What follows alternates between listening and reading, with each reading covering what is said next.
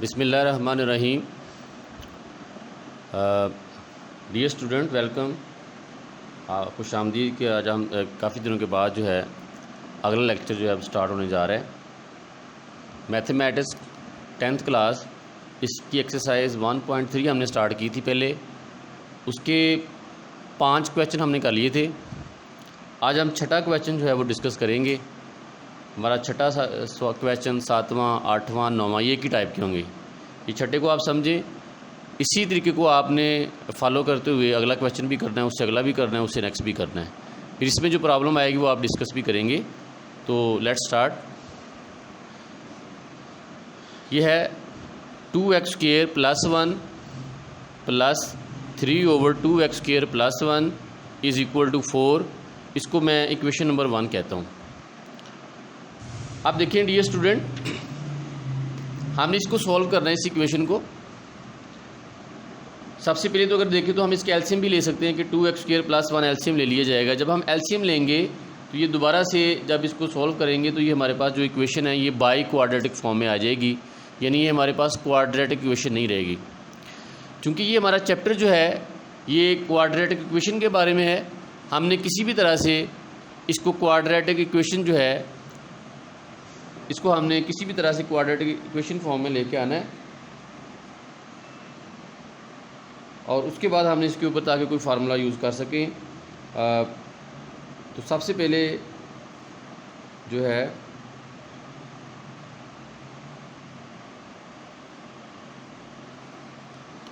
हम इसको देखते हैं। अब गौर करें, 2x² + 1 और 2x² + 1 ये रिपीट हो रहा है, यानी ये देखो यहाँ भी है, फर्स्ट टर्म के अंदर फर्स्ट टर्म भी यही है, और सेकंड टर्म का जो डिनोमिनेटर है वो भी 2x² + 1 ही है। हम क्या करते हैं मैथमेटिक्स में, ये वो किया जा सकता है कि अगर कोई रकम बार बार रिपीट होती है उसको हम आसानी के साथ सॉल्व करने के लिए हम उसको लेट भी करते हैं ताकि क्वेश्चन जो है वो आसान हो जाए। हम इसको लेट कर लेते हैं कि 2x² + 1 जो है ये हमारे पास है जी। लेट किया हमने इसको कि 2x² + 1 ये इक्वल है y के। अब हम क्या करेंगे, ये इक्वेशन नंबर 1 में जहाँ भी हमें 2x² + 1 नज़र आएगा वहाँ हम y रिप्लेस करेंगे। अब ये देखो 2x² + 1 है, y लिखा, प्लस की साइन एज इट इज़ इसी तरह आ गई, 3 भी इसी तरह लिखा गया। 2x² + 1 को हमने y की इक्वल ऐड किया है तो ये हमने y रिप्लेस कर दिया। अब इसको हम सॉल्व करते हैं।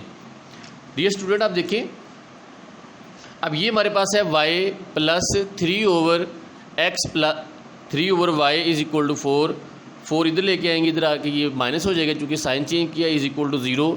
0 के बराबर मैंने इसलिए रखा है क्योंकि जो हमारे पास क्वाड्रेटिक इक्वेशन होती है उसकी स्टैंडर्ड फॉर्म है ax² + bx + c = 0।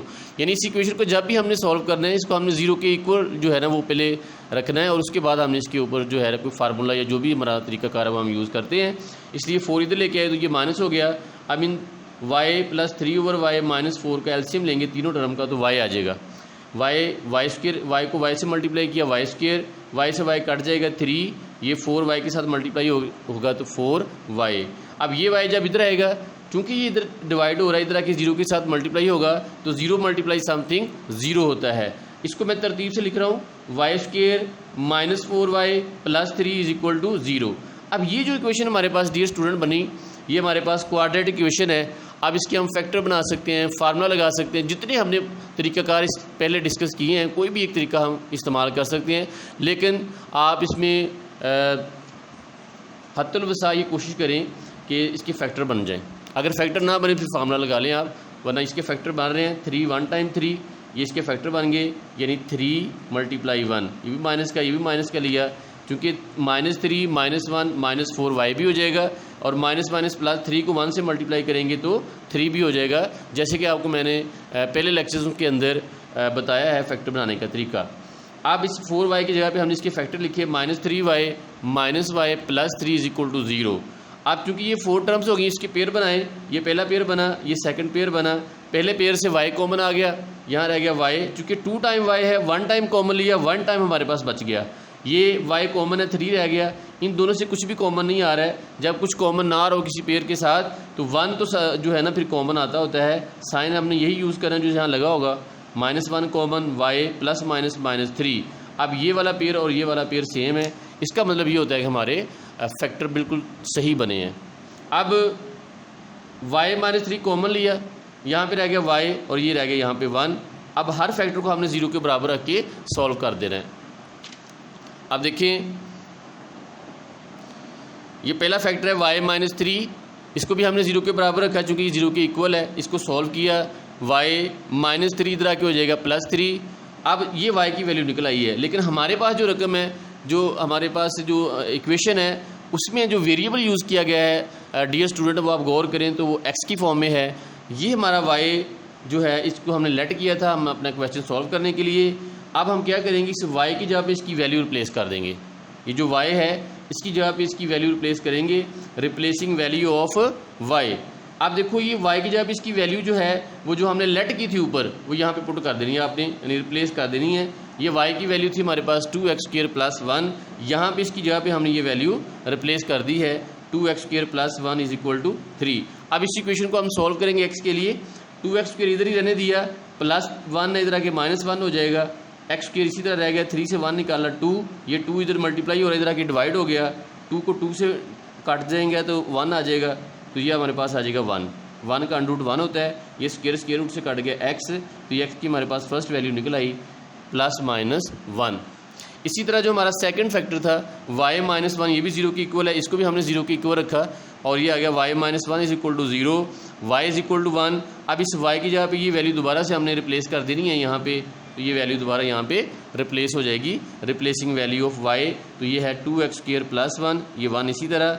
अब ये 1 इधर आके माइनस हो जाएगा, 1 से 1 निकालें 0, 2x² = 0, क्योंकि वैल्यू हमें x की चाहिए। 2 इधर आके डिवाइड हुआ, तो इधर आके जब 2 0 पे डिवाइड होगा तो 0/समथिंग 0 होता है। अब इसका अंडर रूट लेंगे दोनों तरफ, स्क्वायर रूट से कट जाएगा, 0 का अंडर रूट 0 होगा। तो ये हमारे पास सेकंड वैल्यू x की आ गई है। तो इसको अब दोनों वैल्यूज़ को हमने सोल्यूशन सेट में लाजमी लिखना है। तो सोल्यूशन सेट हमारे पास आ गया +-1 वाओ 0। तो आई होप कि आपको ये क्वेश्चन समझ आया होगा। इसी तरह से आपने अज़ीज़ तलबा और तलबात, आपने अगले क्वेश्चन जो है वो सॉल्व कर लेने हैं, 6वां, 7वां, 8वां, 9वां। ये क्वेश्चन इसी तरीके से लेट करके होंगे। अब नेक्स्ट हम इसी एक्सरसाइज का क्वेश्चन नंबर 10, जो कि बहुत अहम क्वेश्चन है जी, मोस्ट इम्पोर्टेंट क्वेश्चन है ये हमारे पास, क्वेश्चन नंबर 10। क्वेश्चन नंबर 10 और क्वेश्चन नंबर 11, ये दो क्वेश्चन एक टाइप के हैं हमारे पास। एक मैं करवा रहा हूँ आपको, एक आपने खुद उसको करना है। अगर प्रॉब्लम हो तो आप डिस्कस भी कर सकते हैं, बता सकते हैं, आपको दोबारा करा दिया जाएगा। ये बोर्ड के हवाले से बहुत ही ज़्यादा अहम क्वेश्चन है। इसकी डेफिनेशन पीछे मैंने आपको लिखवाई है, रेसिप्रोकल इक्वेशन। ये दो क्वेश्चन हमारे पास रेसिप्रोकल इक्वेशन के बारे में हैं। ये रेसिप्रोकल इक्वेशन की अगर क्वेश्चन के हवाले से देखें तो ये यहाँ पे इसकी आइडेंटिफिकेशन है कि x4, x3, x2, x1 फिर कांस्टेंट = 0, यानी एक असेंडिंग ऑर्डर में तरतीब से लिखा होगा। x4 फिर x4 से ये स्टार्ट होगी, यानी ये बाई क्वाड्रेटिक इक्वेशन होगी, लेकिन तरतीब से होगी। 4 के बाद 3 भी होगा, 2 भी होगी, पावर 1 भी होगी, कांस्टेंट भी होगा, फिर = 0। इससे ये पता चलता है कि ये हमारे पास अपना जो है रेसिप्रोकल इक्वेशन है। तो जब इस तरह का क्वेश्चन आया आपको रेसिप्रोकल इक्वेशन का, दो सवाल है हमारे बुक के अंदर, एक ये क्वेश्चन है, एक इससे नेक्स्ट जो है वो क्वेश्चन होगा अगला। आप देखें जी, ये हमने किसी भी तरह से इसको भी क्वाड्रेटिक फॉर्म में जो है वो कन्वर्ट करना है। क्योंकि ये बाई क्वाड्रेटिक फॉर्म में है, तो हम क्या करेंगे, क्वाड्रेटिक फॉर्म में लेके आने के लिए हमें ये सबसे पहले पता होना चाहिए कि क्वाड्रेटिक फॉर्म होती क्या है। बार बार बता रहा हूँ मैं आपको कि क्वाड्रेटिक फॉर्म क्वाड्रेटिक इक्वेशन की होती है ax² + bx, यानी स्क्वायर से स्टार्ट होती है। आप सिंपल ये ज़हन में रखिएगा। तो ये 4 है, इसको स्क्वायर फॉर्म में कन्वर्ट करने के लिए हम क्या करेंगे, पूरी इक्वेशन को हमने x2 पर डिवाइड कर देना है। क्वेश्चन नंबर 11 में भी इसी तरह आप करेंगे, dividing both sides by x2। इसको भी x2 पे डिवाइड किया, सेकंड को भी, थर्ड को भी, फोर्थ टर्म को भी, और ये फिफ्थ वाली को भी, और ये इसको भी हमने डिवाइड किया x² पे दोनों तरफ। ये आप देखें, ऊपर x4 है, नीचे x2 है, 2 टाइम नीचे से कट गया, 2 टाइम ऊपर से कट गया, 2 टाइम रह गया। ऊपर x3 टाइम है, नीचे x2 टाइम है, 2 टाइम नीचे से कैंसिल हुआ, 2 टाइम ऊपर से कट गया, ऊपर 1 टाइम रह गया, तो ये 2x ऊपर बच गया।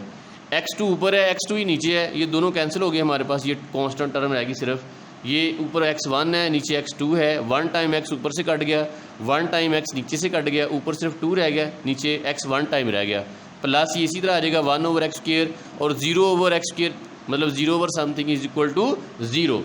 अब इसको मैं तरतीब से लिखने लगा हूँ, पहले स्क्वायर वाली, यानी ये पहले आ गया x², एक ये x² वाली, ये फिर x वाली दोनों इकट्ठी कर ली, ये -2x, ये +2/2x आ गया, और ये -2 एज इट इज़ इसी तरह आ जाएगा। अब ये x² plus 1/x² -2x plus 2/x -2, ये आ गया x² प्लस 1/x², इसी तरह से।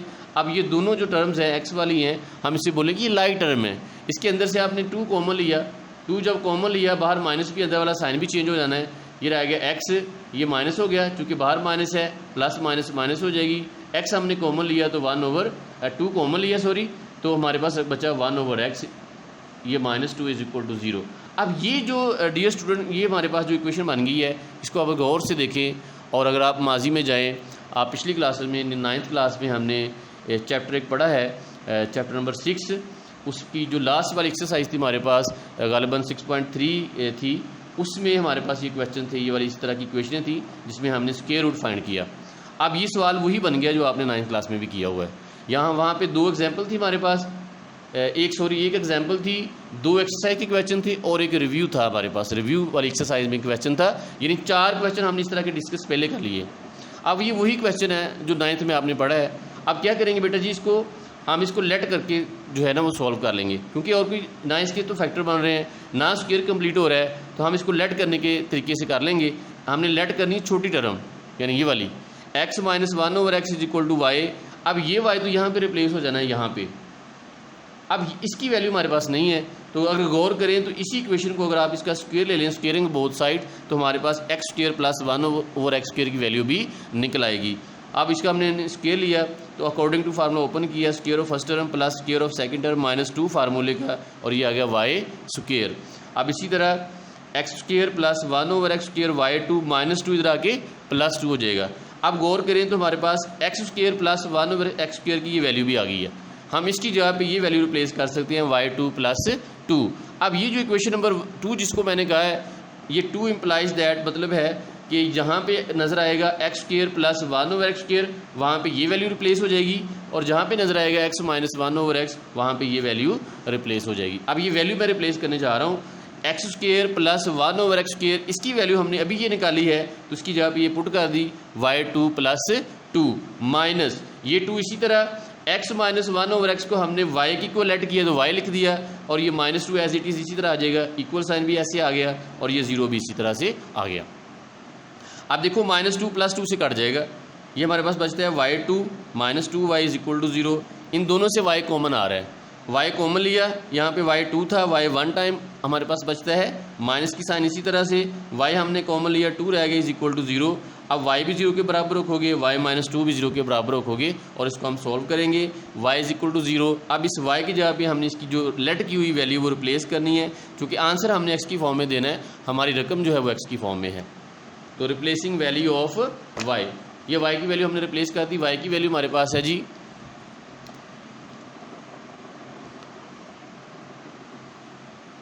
y की जो वैल्यू वो हमारे पास है x - 1/x is equal to 0, ये y की वैल्यू रिप्लेस होगी।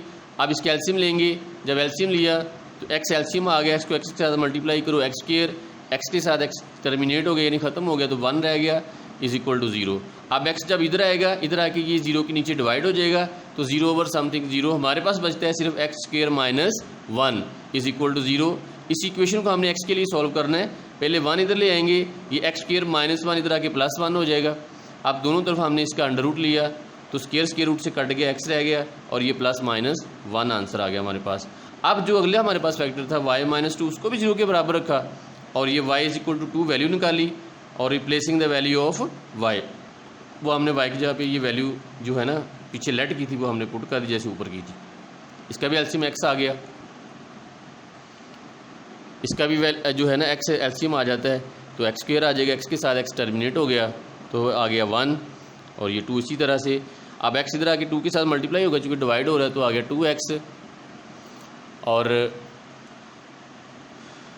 x² 2x इधर आके माइनस हो गया, -1 इज इक्वल टू 0। अब देखो ये इसके फैक्टर हैं, ये सिर्फ मैंने इसलिए बनाया ताकि आपको थोड़ा सा समझा सकूँ। अब देखो ना, -x -1 -2x तो हो जाता है, लेकिन इसको जब मैं मल्टीप्लाई करूँगा तो -x² आना चाहिए, ये बनता है +x²। तो ये आपको मैंने फैक्टर बना के भी दिखा दिए, ये दो टर्म्स हमारे पास सेम नहीं आ रही, इसका मतलब है कि ये हमारा फैक्टर रॉन्ग है। ये अब आपने ये पूरा प्रोसेस नहीं करना। अब जब चूँकि फैक्टर नहीं बन रहे हैं, हम इसके ऊपर फार्मूला लगाएंगे। क्वाड्रेटिक फार्मूला है, a की वैल्यू 1 है, b की वैल्यू -2 है यहाँ से, और c की वैल्यू -1 है। अब हमने जो है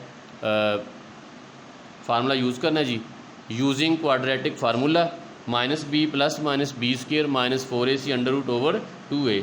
इसमें वैल्यू पुट करके इसके बाद कैलकुलेट कर देना है। b की वैल्यू हमारे पास है -2, ये माइनस और ये माइनस +2 हो गया, प्लस माइनस -2 का स्क्वायर -4, a की वैल्यू 1 है, पुट कर दी।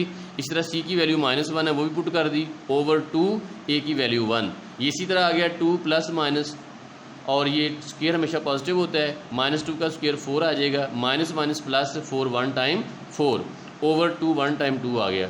x = 2 + -4 में 4 प्लस करोगे 8 आ जाएगा /2। x = 2 + -2, इसका जब मैं अंडर रूट लूँगा तो वो आ जाएगा 2, यानी इसको इस तरह आप देख लें, इसका 2 4 टाइम 8, 2 टाइम 4, 2 1 टाइम 2, तो ये 2 का पेयर आ जाएगा, ये बाहर आ गया, और 2 का अंडर रूट इसी तरह आ जाएगा। यानी 8 का जब अंडर रूट लेंगे आप तो आपके पास ये 2 √2 आएगा, ओवर ये 2 इसी तरह से आ गया। ऊपर से डियर स्टूडेंट 2 कॉमन आ रहा है, 2 कॉमन लिया, यहाँ पे हमारे पास बह गया 1 +- ये भी 2 अंडर रूट रह गया /2, 2 से 2 कट गया, हमारे पास बचता है 1 + -√2। तो एक ये हमारे पास x की वैल्यू निकल आई, एक हमने ये पहले निकाली हुई है ये वाली वैल्यू, अब हमने सॉल्यूशन सेट में दोनों लिख देनी है, +-1 वाओ 1 + √2। तो इस तरह से हमारा ये क्वेश्चन कंप्लीट हुआ। ये डियर स्टूडेंट बहुत ही अहम क्वेश्चन है, इसको आपने लाजमी करना है, इस क्वेश्चन को भी, और जो बाकी भी हैं साथ साथ करते जाइएगा। तो आई होप कि आपको आज का लेक्चर समझ आया होगा। इसमें अगर कोई प्रॉब्लम हो तो आप जो है वो रब्ता कर सकते हैं। आपकी समाअतों का बहुत बहुत शुक्रिया। अल्लाह मेरा और आपका हामी हो, नासर हो। अस्सलामु अलैकुम।